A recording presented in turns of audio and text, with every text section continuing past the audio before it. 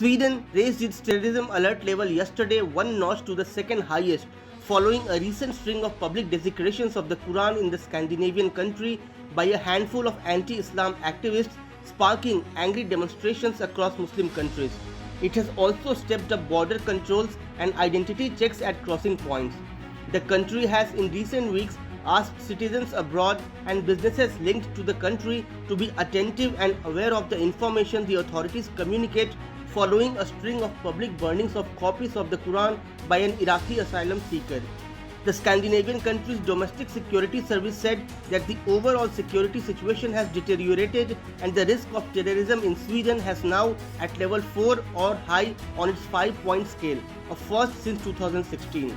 Earlier this year, an alt-right activist from Denmark burned a copy of Islam's holy book outside the Turkish embassy in Stockholm.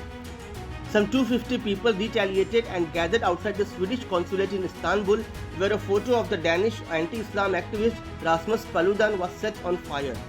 The terror alert level in Denmark is also at the second highest level now. Denmark's national police also said that on the recommendation of the domestic intelligence service, it was necessary to maintain the temporarily intensified efforts at the internal Danish borders. Few days back, the Swedish and its foreign intelligence counterpart had said in a joint statement that the recent Quran burnings have resulted in considerable negative attention from, among others, militant Islamists. The recent burnings of the Quran have further complicated Sweden's attempt to join NATO, a step that has gained urgency after Russia's invasion of Ukraine last year. In July, Turkish President Recep Tayyip Erdogan signaled that the burning incidents would pose another obstacle to Sweden's bid. Like many Western countries, Sweden does not have any blasphemy laws that prohibit the burning of religious texts, and Swedish police allowed the protest by a handful of demonstrators citing freedom of speech.